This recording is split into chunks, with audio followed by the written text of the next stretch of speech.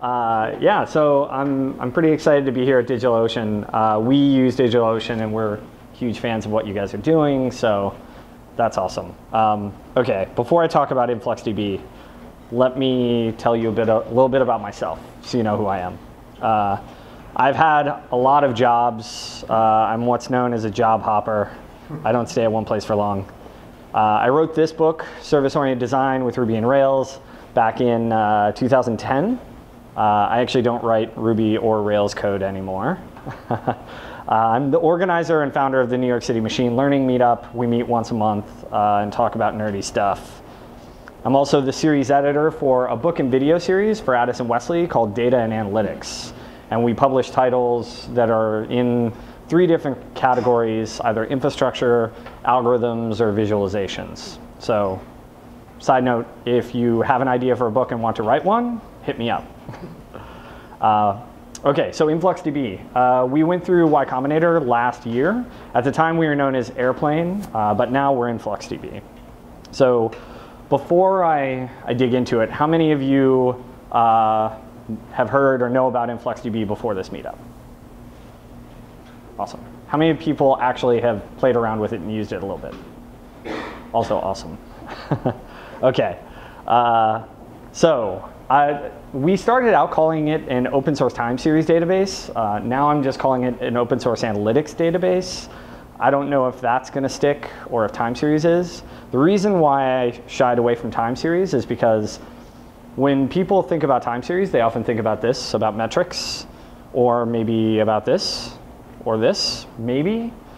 But the truth is, the underlying data model is all about events. And the events could be discrete measurements in time, like from sensors or from servers, or they could be events like log lines or page views or whatever. So this talk really isn't about the API of InfluxDB or like how to use it. It's more about the underlying pieces that we used to build it and some of the architectural decisions we made and will be potentially like updating as we do more development. So really the only thing I need to cover for that is what's the data model? It's this. You have this idea of databases, which are kind of like SQL databases. You have time series, which are kind of like tables. But the thing is, in a SQL database, you would have like maybe a few hundred tables, maybe 1,000 or so in a crazy database. In InfluxDB, it's totally fine to have 1,000,000 time series. And then you have points or rows, but they're column oriented. The data in JSON format looks kind of like this.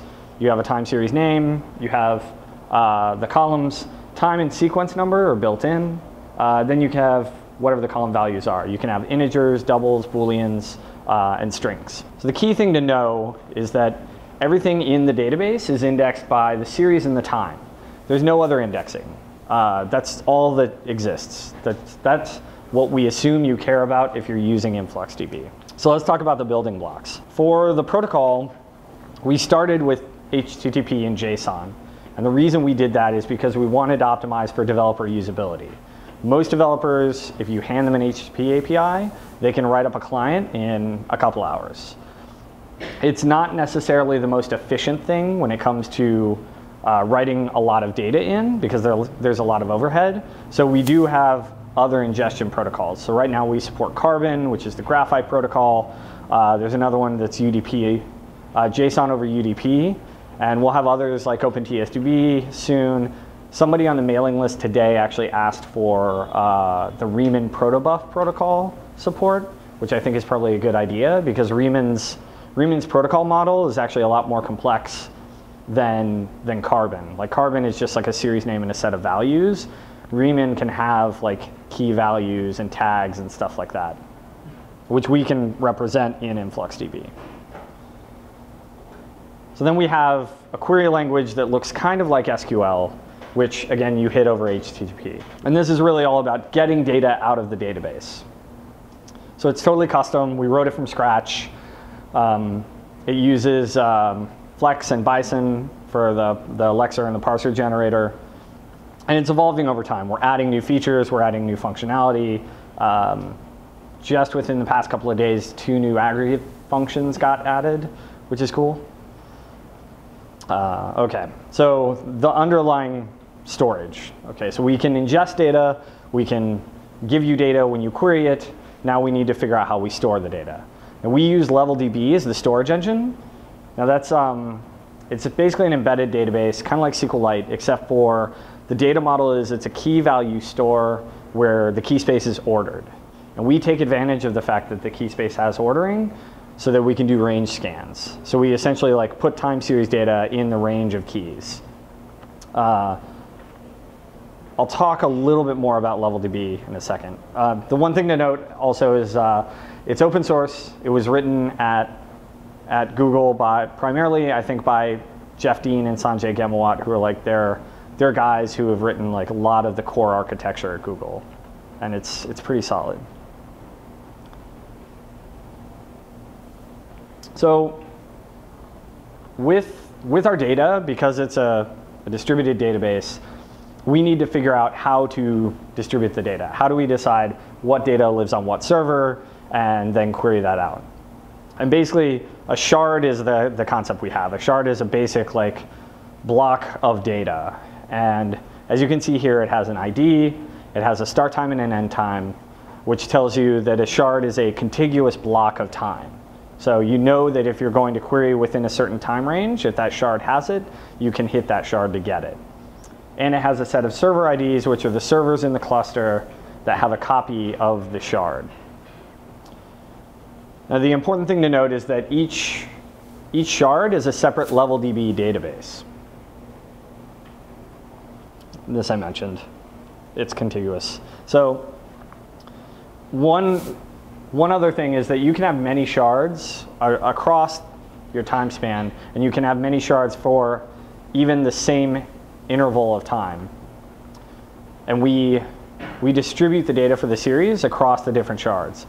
By default, the data for any single series will live, for a given block of time, will live in a single shard.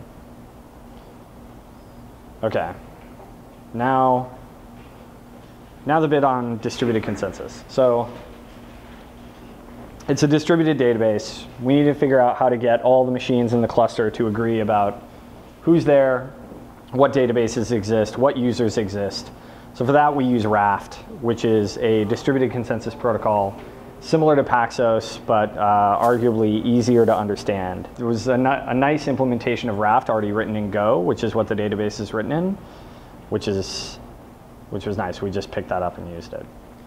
And then finally, we have a protocol that we wrote, which is just TCP and protobufs that are responsible for the intra-cluster communication. So every server in the cluster has a connection to every other server, and they use that for distributed queries and also to replicate the raw data. So that's one thing to note, is that Raft is for the metadata, like what databases exist in the data store, what queries are running, that kind of stuff. And TCP plus protobuf is for replicating all the raw data. So this is actually all the other stuff I've talked about before in previous talks, if you've seen them. This is, I think, the more interesting piece, which is the things that have tripped us up as we've been developing this. It's obviously a moving target. Nothing's perfect right when you develop it. So what are the things that actually caused us problems and that we're addressing over time? The first is the storage engine. So LevelDB is actually quite fast. You can, on a single instance, write 100,000 keys a second, and that's fine. You can read 100,000 keys a second, which is pretty fast. It's based on something called a log structured merge tree. This is the same storage engine that Cassandra uses under the hood. React has pluggable storage engines. LevelDB is one of them. I've talked to people who are using React at scale who have had problems with the fact that LevelDB is a log structured merge tree. Now, log structured merge trees are optimized for writes. Writes are very, very fast, which is, again, like Cassandra, when people talk about it, they talk about how fast writes are. But reads are generally, can be pretty good in a log structured merge trees. But our biggest problem with time series data is that it's very common for you to want to evict just this massive chunk of data that you don't care about anymore. Like, you have different levels of precision of your data. And say you have high precision data and you only care about that for 4 hours or 7 days or 30 days. But the point is you want to quickly and efficiently evict that data from the database to free up your hard drive space. And in a log structure merge tree, delete operations are obscenely expensive. So how it works is there are a bunch of key value pairs. When you do a delete, it'll write a new key, which is a tombstone of the key that's being deleted. And then later on, you have to run what's called a compaction, which will actually go through and delete and remove those things. The way it does it is, it's probably beyond the scope of this talk. The point is, it's wildly expensive, and it's probably not going to get any better.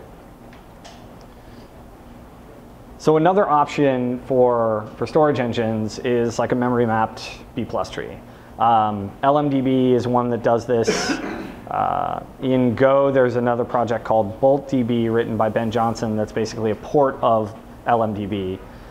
Now the thing about memory map B+ trees is they're optimized for reads. But if you look at the benchmarks for LMDB, you can actually get pretty good performance for writes as well.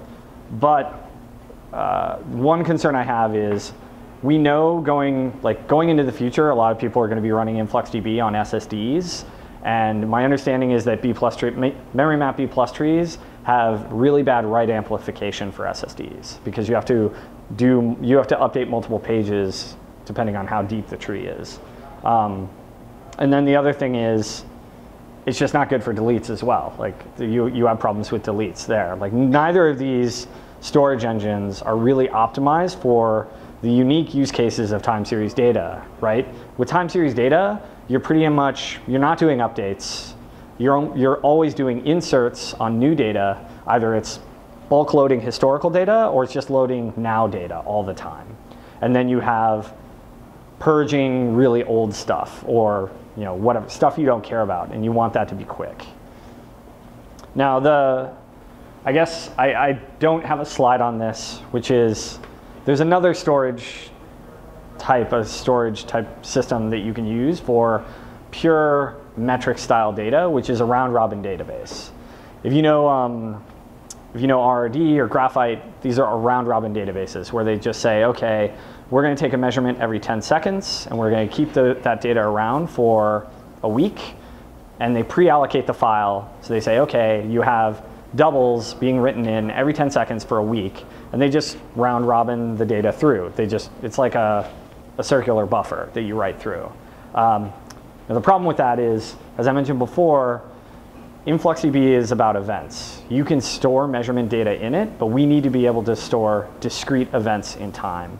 And you can't do that with a round robin database. So essentially that storage engine idea is just like, there is the possibility to split the two. And I've seen people who build metric systems do this, where they say, okay, we're going to have an API, and if you're feeding in metrics data, we're going to send it over to the round robin data store. And if you're feeding in event data, we're going to send it over to the log structure merge tree.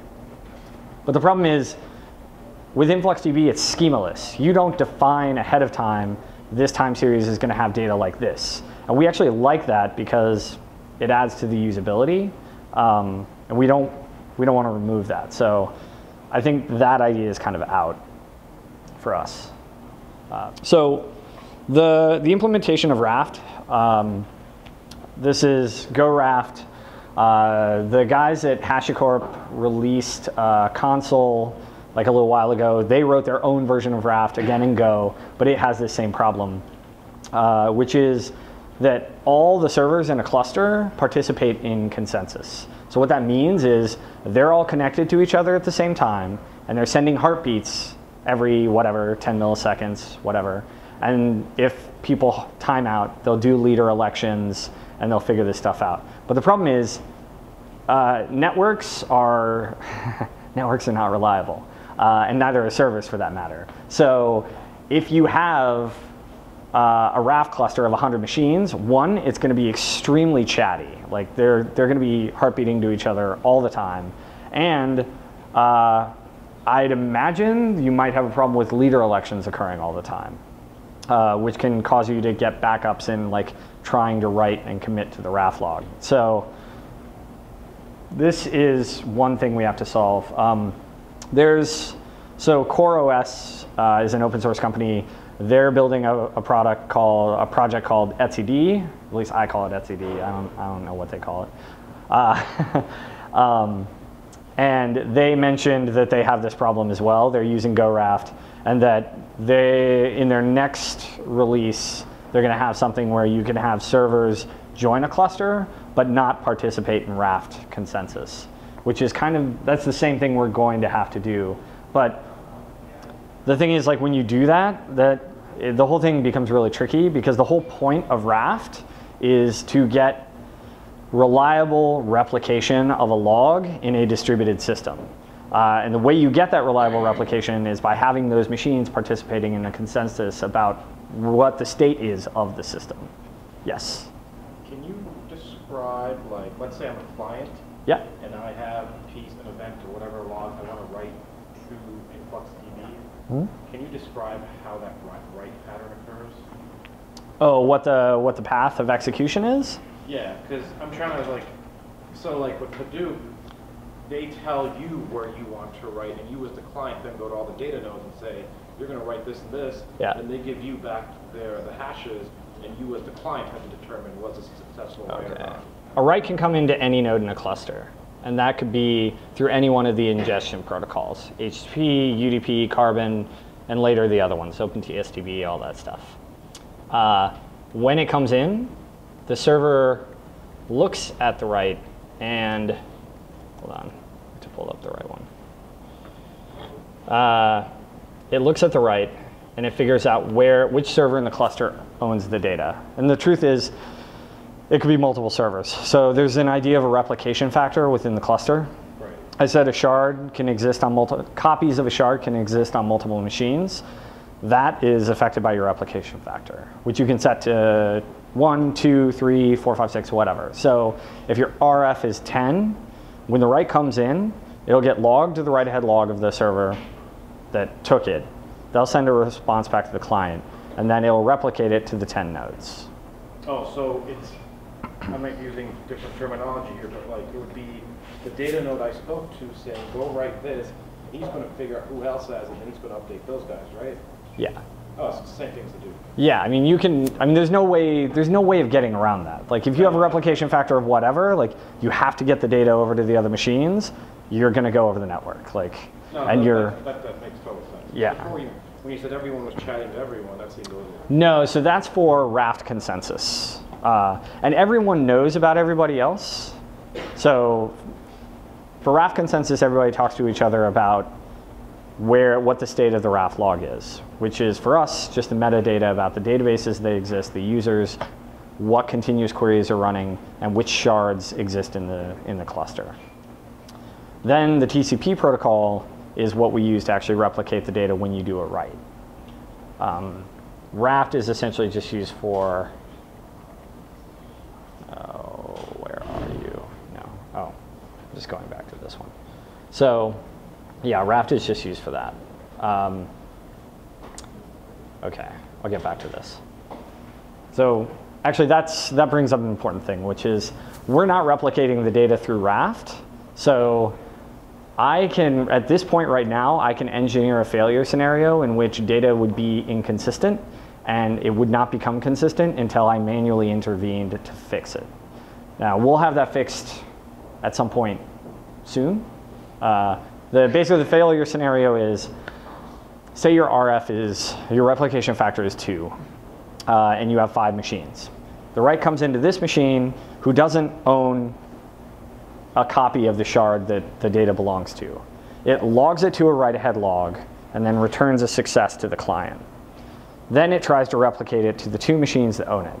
So the failure scenario is if it replicates it to this machine and then dies before it replicates to the other one, then these 2 are inconsistent.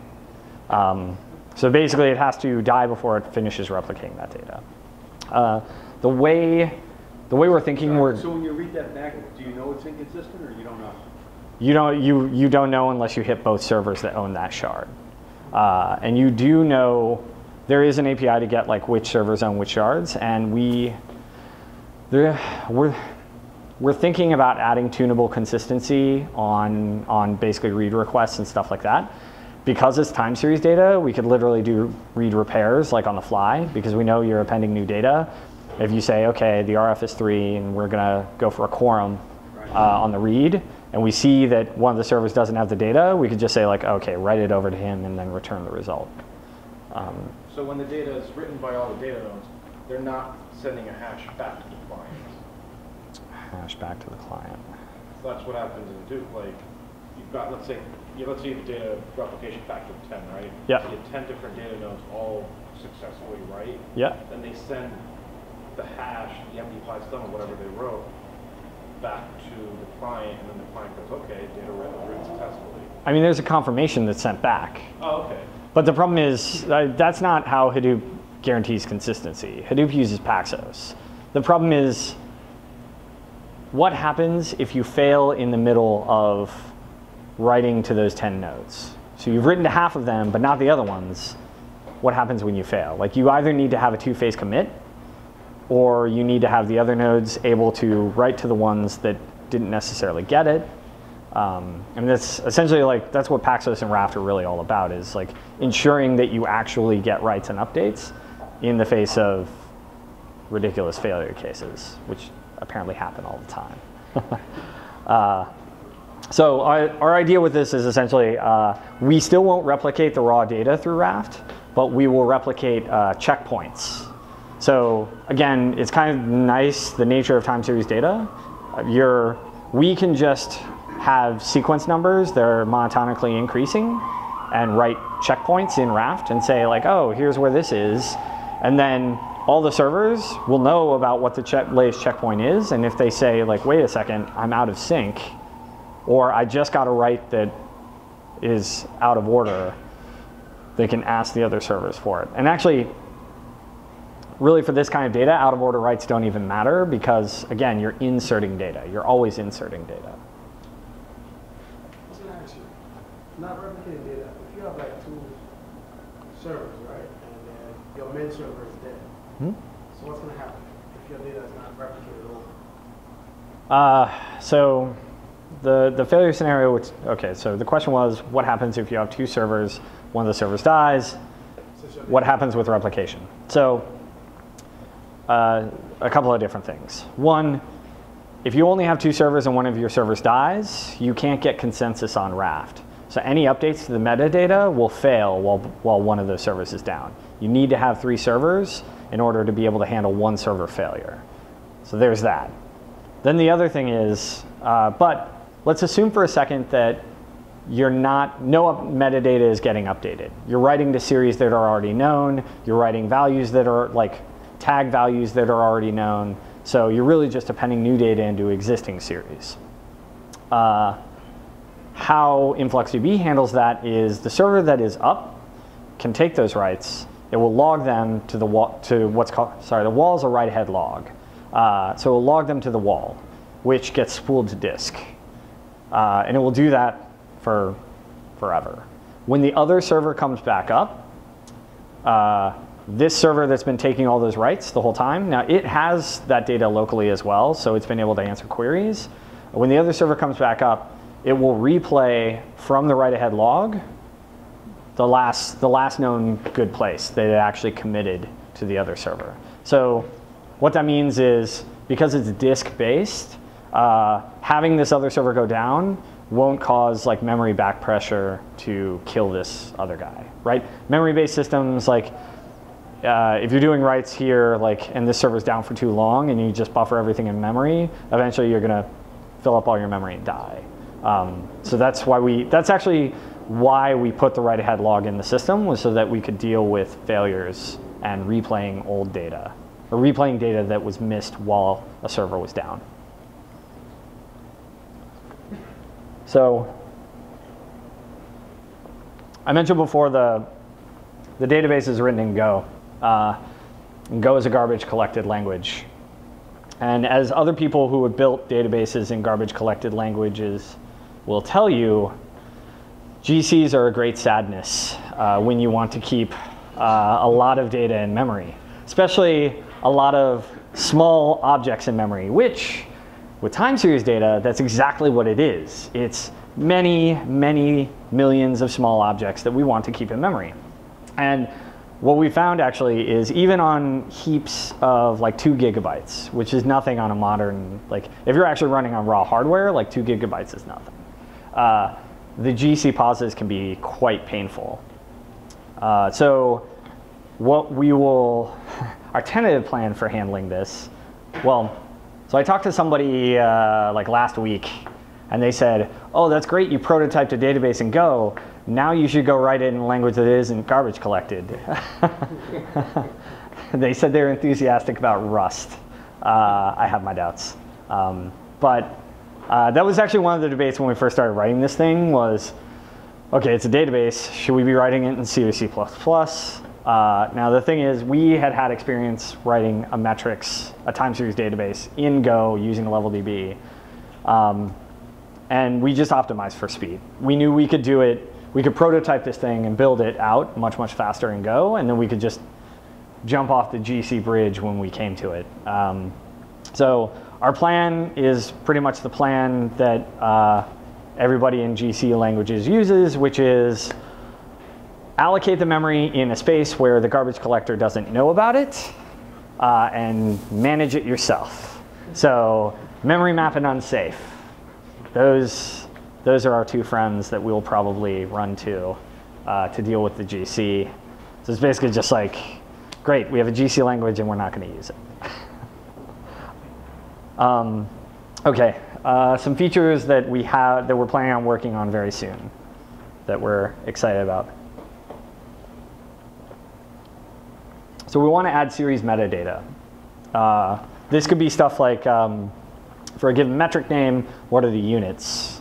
Or if you have metrics where like this metric is coming from a certain data center and you want to give it a human readable name, not just like some tag or whatever, then you can do that. Like feed in that kind of metadata to help you identify what the metrics are and potentially later do searches across all of the metrics to like pull together different collections of them. And that is something that will be replicated via Raft.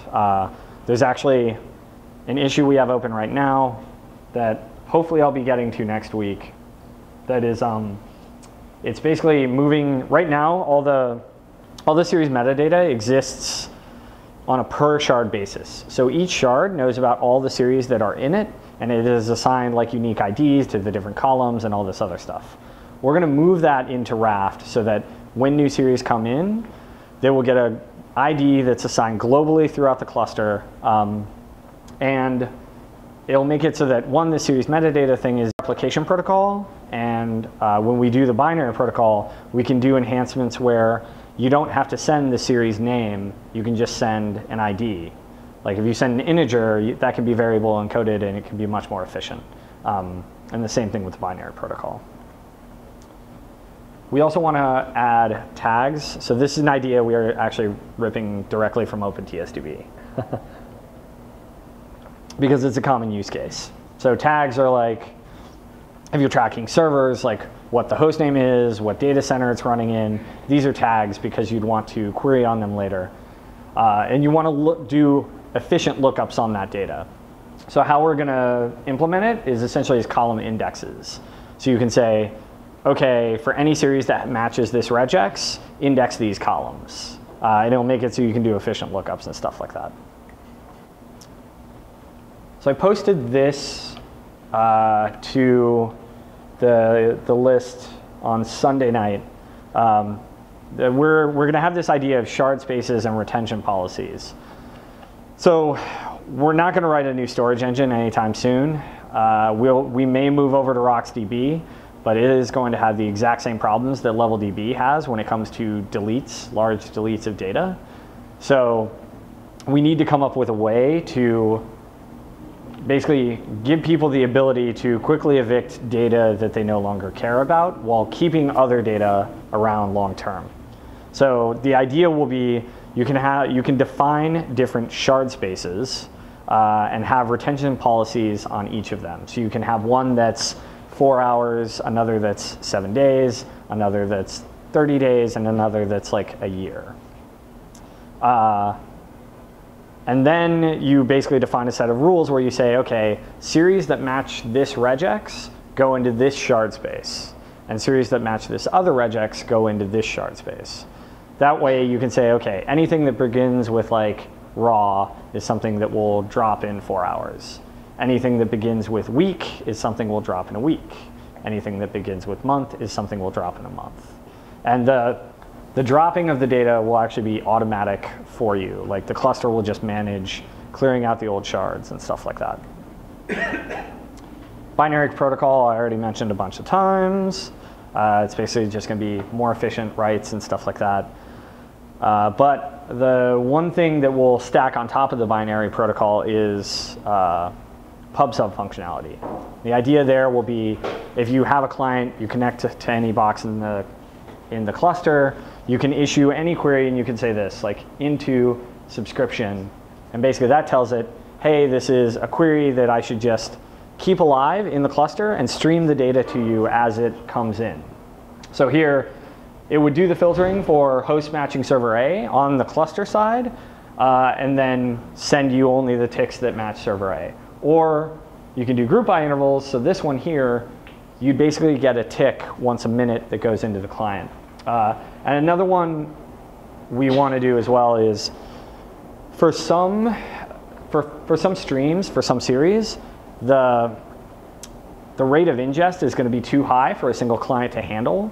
So you want a way to be able to like distribute that, like to load balance that across multiple clients. So this, in the protocol, what we'll do is this call will, as a first thing, return an ID that says this is the ID of the subscription. And then you can share that via whatever you want so that other clients can issue the query and put the ID in the function call. And basically when they do that, the cluster will say, okay, there are two clients that are subscribed to the same ID, so I'll just load balance the data across the two clients. And the other nice thing is that it's all time series data. So if you have the clients track where they were as they're getting data, if they go down, you can just have another client pick up exactly from where the other client left off. You just say, you add a where time is greater than whatever, and you get only the data that you missed. How do you know when to stop a subscription stream? Us for the cluster? Yeah. When the client disconnects. Okay. Yeah, we may have a thing where you can actually say like kill subscription and send an ID, and you could do that in like a separate thread in your client. Or if the client disconnects, what we'll do is we'll probably have a keep alive where we keep a certain number of results in memory, because it's possible that it just like the connection went down for a second and you're reconnecting. So it'd be nice if it just like, you didn't have to reissue the query, it just like came streaming down. But then if you're disconnected for some configurable amount of time, it'll just kill the subscription and ignore it. Does Raft give you guys the ability to not have a single point of failure like a name node would be? Yes. The question was, does Raft give us the ability to not have a single point of failure like a name node? The answer is yes. Yeah, HBase, that's fun. So that's my next question. Like, how do you guys deal with hot shards? Hot shards. You're probably asking because if you had too many tags in OpenTSDB, you would get super hot replication groups within HBase. Yeah, and it was a huge. Yeah. I don't know what the fix was, but it wasn't a simple fix. So with shards, you can specify a split. So you say, for a given duration of time, so say we create a shard for today. If the split is 10, we'll make sure that today's duration of time is split across 10 separate shards. Now, the way we balance the data across the shards is we hash the database and the series name. So ideally, it's kind of randomly distributed. But the thing is, you can have a single series that's super hot. So you can override that and say, any series matching this regex should have its data randomly distributed in those shards. Now, for the tags thing, when we add column indexes, what we're probably going to do is, and that will be basically an equivalent to OpenTSDB's tags. I mean, you can kind of do OpenTSDB's tags now with the data model now. It's just not efficient to look them up. So the way we'll do it is that will create essentially a new stream of data that will get hashed onto a separate shard. So even if you have 5 column indexes or 10 column indexes, the equivalent of like 5 or 10 tags in OpenTSDB, and you have a high volume series, in theory, it would get evenly distributed across the cluster. What it does mean is if you have 5 indexes and you write a single data point, that's going to fan out into 5 writes, 5 more writes other than that one, so 6 writes total that get sent out over the network. So we're really going to have to test to see if that's a viable approach, because it could be like we trade the disk on one machine being super hot for the network across a bunch of them being hot. We just need to test it out. Oh, I didn't talk about this. Custom functions. So there are aggregate functions in Influx. You can essentially say like, give me the percentile of something, or the standard deviation, or the derivative, or the mean, or whatever. We want to give you the ability to define your own custom functions. So how that would look is you go into the admin interface, you could just paste in some code, you give it a name, post it, and then from that point forward, within the InfluxDB query language, you could call that function. And it would get executed in the cluster. So the debate we're having right now, well, this pretty much got settled the week before last in Portland at Monodorama. But I'm curious what people in the room think. If we were going to do custom functions, and you had your choice of language to write it in, but you only had 2 choices, Lua or JavaScript. How many for Lua? Raise your hands. Are you all DevOps people? No, we just like Lua. Like Lua. OK, how many for JavaScript? 1. I am repeatedly shocked by this. I would assume that everybody would opt for JavaScript, even though JavaScript is everybody's favorite whipping boy. Everybody knows it. How would you actually, would you like run it through Node or? We'd probably embed V8. Yeah. So then, you have So the problem with the integer and all these like, it's not optimal for like big data. yeah, it's not optimal for actual like number crunching and stuff like that. Whereas Lua is insanely fast. Yeah. Just, I mean, Lua, you can just build it in library. Yeah. Yeah. It's so I actually talked to Rob Miller, who is the core committer of Heka, and they use LuaJIT as their scripting language. And after talking to him for like 30 minutes, I was like, okay, we're gonna use Lua. Lua is not a very like an extremely like complex language. So for this kind of tasks, you can just learn that much. Right. All right. Cool. Okay. So Lua it is. So we want to do rack-aware shard placement and querying. Many people actually don't have racks because they don't have that level of visibility into their network hardware. But many people are on things like EC2 where you have availability zones. And you'll basically be able to treat each AZ like a rack. And it'll give you fault tolerance across AZs. Automatic node recovery and replacement. Right now, there aren't any tools for moving shards around the cluster. We're going to be adding that very, very soon. But then we also want to add tools where you can say, OK, if a node goes down and it's down for more than 15 minutes, assume that it's just not going to come back, and go about the task of like copying the shards that it had to other servers in the cluster so that you can keep running and be OK. And then multi-data center replication. So when I originally thought about multi-DC replication, I thought it was 2 mirrors that are basically hot. But with time series data, I talked to a bunch of people who said they have this use case where they have regional data centers and they want to be able to query data in real time in those regional data centers and do collection and stuff like that. But then they also want to push it all up to one big massive data center and get everything there. So that's the idea of push, which is you can have 5 regional clusters and they are all queryable and stuff like that, and they collect data locally, and then they compress it and send it in batch once every whatever configurable amount of time, a second, a minute, 10 minutes, to a data center, a central data center where you could have everything all together that you can query. So I'm curious what people have. If you have like other ideas or feature requests, there are some people here who use it. Administration. Administration? Yeah. Make DevOps actually possible. Make it help give the ability to actually operate this thing in production. That. Does your front end not suck like OpenTXT? Our front end is very, very basic. We have an interface that lets you do ad hoc querying. If you want a front end that's a little more fully featured, you can use Grafana, which is a port of Kibana. The guy ported it originally to support Graphite, and then he added support for InfluxDB. It's pretty cool. I saw last week some Japanese guy did a dashboarding library called Influga.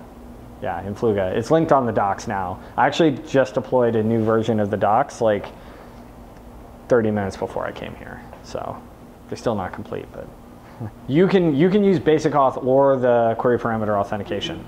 You don't have to do anything to change that. Like there's no configuration change you need to make. It looks for both.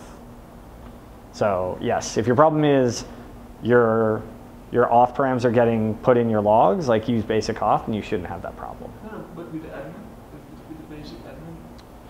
Oh, yes. Oh, yeah. If you're using the admin interface does use the query parameters. Why are you piping it through Nginx? We just started with that. I mean, you shouldn't need to have a reverse proxy for this thing. In the beginning, we were just playing with it, and it was on the server with the playground, and there was an Nginx. I know why. Okay. Yeah, I would say don't go through Nginx, even though it's a wonderful piece of software. Have you seen people use? This might be. Have you seen people use Varnish in front of Influx? Have we seen people use Varnish in front of Influx? No. The biggest problem with caching in general, with that kind of caching that Varnish does, is it's time series data. So you're always asking for now, and now is almost always not cached. Not always. Like, so one thing I've seen that we used to do was from OpenTXDB, we had Varnish, which probably only caught like maybe 1%, 2% of all the parties, whatever it was. Mm. But in the event that there was like, I think it become a bullet or spike queries where it was like the same freaking data all the time for like 1/10 of a second or whatever. Yeah. Varnish would like take the bullet, So Varnish won't cache based on query parameters though, will it? I think it needs to be in the path of the URL. In which case, so that's how we would hit up. Yeah, in which case it's not, you're going to be hosed. Okay. The query is piped through the query parameter, so Varnish isn't going to do anything for you. I think you could write a custom module for that. You can? Yeah. Okay. They do expose that. Okay. So I was looking for maybe you can do that. But basically the only way it would work is if you have a query where you're explicitly setting the time range in the where clause. Yeah. Because if you set, most of the time when people are doing queries on InfluxDB, they use the relative time ranges, which is where time is greater than now minus 4 hours or now minus 7 days, right? So we're never going to we're like the cache, if we set a cache control header on that, it's always going to be do not cache because it's always going to be, it's going to be out of date every second. Okay, I can think. Okay, we can take it offline. Yeah, because I can think of one example where you actually are always setting your time parameters, That's usually when you're like checking for specific data at specific intervals. Yeah. It's part of like a Nagios check. Like, I only want like the first 5 minutes of that hour, give it to me in like a bunch of different. But you're not checking that same 5 minutes all the time. You're hitting a different 5 minutes every time, right? No, you would have multiple notes. I'll tell you. Oh, okay. So you have multiple, Yeah, yeah. DDoSing yourself with Nagios. Oh, yeah, but that kind of model is awesome. Yeah. Yeah. When you define the shard size, do you define the shard size at some point? If you do, are you stuck with it? So the question is, do you define the shard size at some point, and if you do, are you stuck with it? Yes to the first thing, no to the second thing. Okay. So each shard space you set the duration of what the shards will be, because you don't want the same shard size depending on your retention policies. If you have a retention policy of 4 hours, it would be stupid to have shard sizes of a day, right? Same thing, if you have a retention policy of 2 years, 4-hour shards is not going to be good for you, right?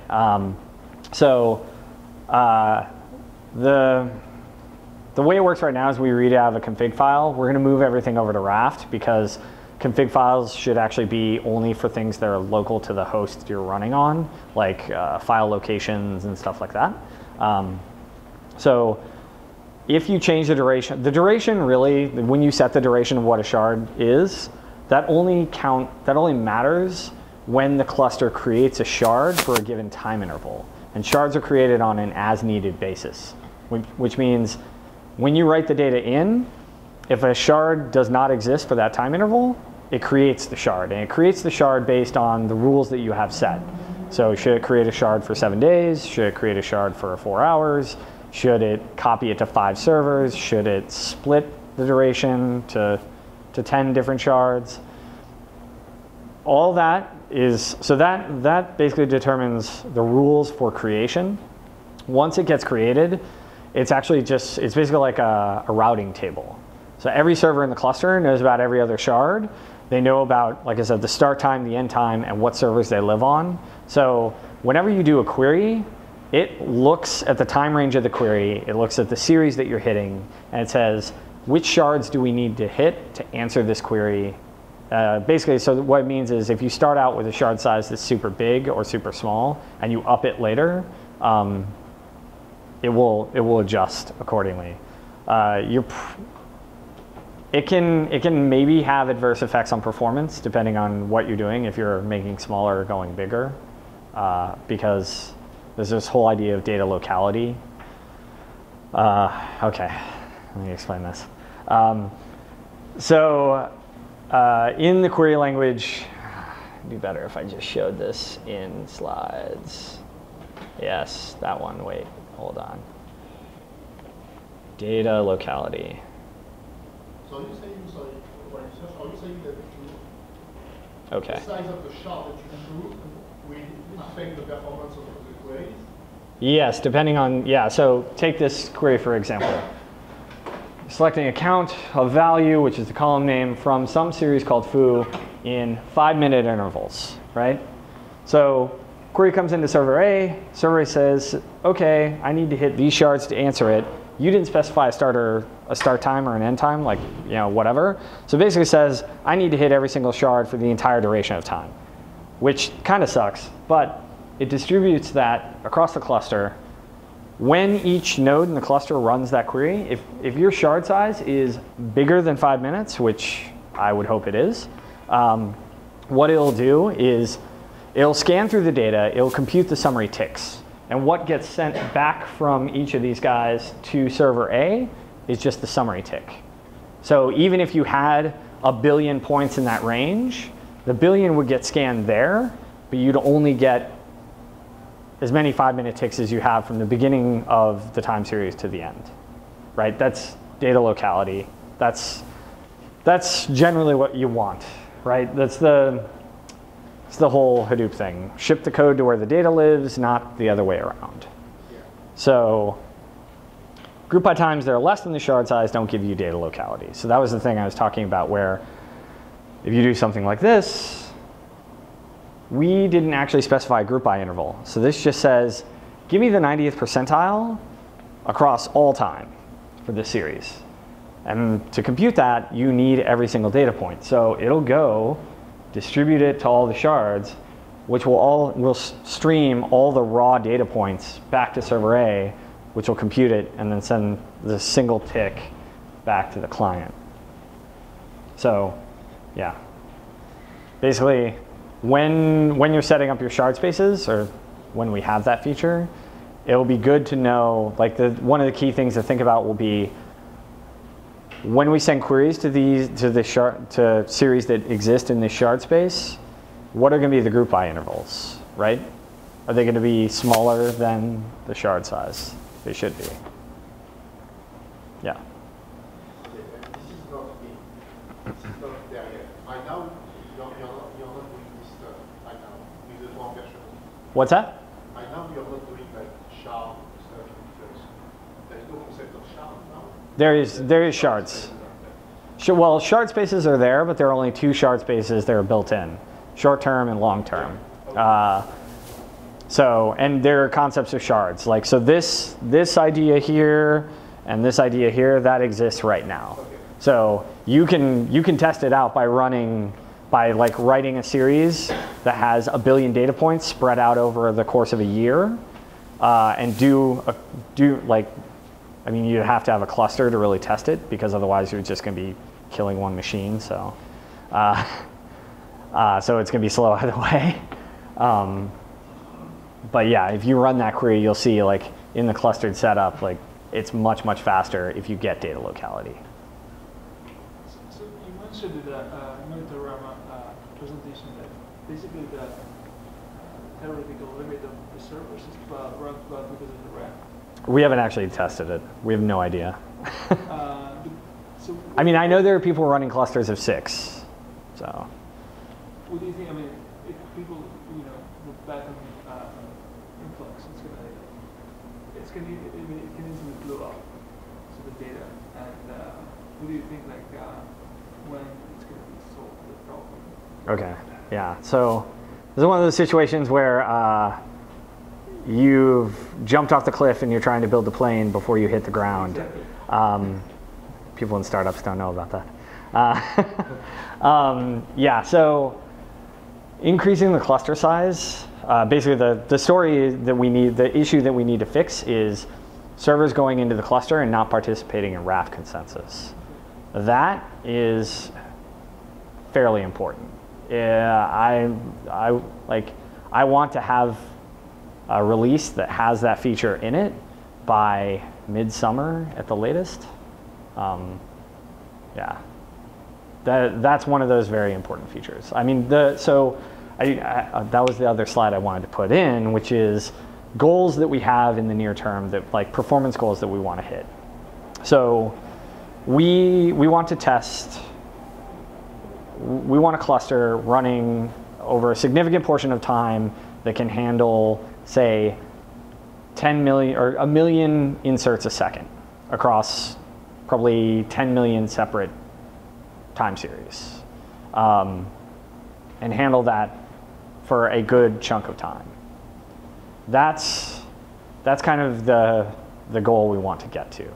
Now, there are these one guys who've been emailing on the mailing list, some testing that they're doing, and they're doing, like, long load testing, like multiple days of load testing, inserting a consistent rate of, I think they said 64K a second, but that was only on a 4-machine cluster. So it's not that big.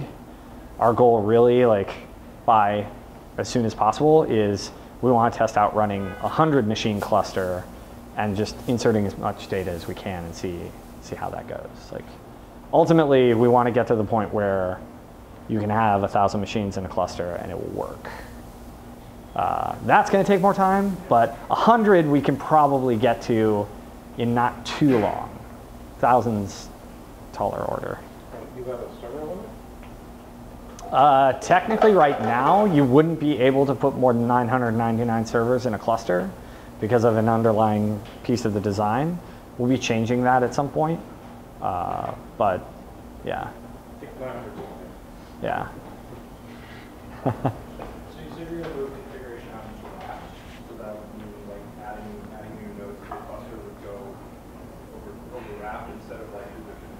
That already does. That already does? Okay. So you need, when you're adding new nodes to a cluster, unless you have some sort of like broadcast protocol where you're finding things, which doesn't work in the cloud anyway, you need to have some sort of, you need to tell the server like, hey, here's one server in the cluster that you can connect to find out about everybody else and join your friends. Yeah, so that right now, like the seed servers thing, that's not going away. But what happens when you start that server up is it connects to the server that it finds, which then redirects it to whoever's the Raft leader. It tells the Raft leader, hey, I'm joining the cluster. All the other servers get notified about it. They all connect to it. He connects to all the other servers, and it's good. It just, right now, no rebalancing of data happens automatically when you join a server to a cluster. Okay. Yeah. So that's some of the stuff around like moving shards around the cluster and node replacement and stuff like that that we're going to get to. Yes. Yeah. Yeah. About the query again, so when I looked at it a while ago, there was one query by time. Yeah. So the index, the time string that you showed up, is it like a global index based on you're going to index other columns, so you're going to be able to filter some query with this time also? What it's for? The tags thing? Yeah. Or is I mean, everything is going to be indexed by time. Like, that's not changing. okay. There is no way, for example, to build a bunch of, I don't know, imagine the likes of Facebook would be like InfluxDB, or the likes, if you want to just query the likes of one specific user, Yeah. can you do this in Influx and how? Yeah. Yeah. So the way to do that, so let's say you're feeding all of your likes into a series called events. You create this continuous query that just says, grab everything from events, feed it into events dot whatever the user ID is. And what that does is it just denormalizes the data. It creates a copy of it, feeds it into this other series. Then, if you're doing a query where you need to aggregate across all users, you hit the events one. If you need a specific user's data, then you hit their series, which is a very fast and efficient lookup. Okay, so you denormalize this. Yes. Yeah, and this exists now. You can do this today. Yeah. Already, that's one question. All right. That is two implications for ongoing performance, ongoing considerations. One, you want a zero downtime deploy, you're going to have a cluster. Two, don't fill up your disks. Keep some space on disk so that if you do need to perform a migration, you have some space to work with, and it'll do that. Because essentially what will happen is it'll read all the data from the LevelDB shards that it has, and it will write new shards for whatever the new thing is, the new format, and then delete the old ones. So we'll probably do it so that it does a shard at a time, so it doesn't like, you don't need to have, you know, half your disk space free to be able to do it, but you will need to have some portion of your disk space free. I think anybody who runs like Cassandra and stuff like that, like they're used to doing that. So, all right, I think it's probably good on just Q&A for now. So I say if we break this up and just hang out, talk, whatever. Thanks, everybody. Oh, wait, hold on. Wait, no. Wait. I forgot. Hold on. Forgot one other thing, which was this. We just turned this on today. Customers.influxdb.com. You can do managed hosting. You can get an instance up in a couple of seconds, or actually like a minute or less. And we will do clusters for you. This is actually topical because we're using DigitalOcean for all of this, which is awesome. Dio's API is good. Yay! Yes. So, okay, now I'm done. Thanks.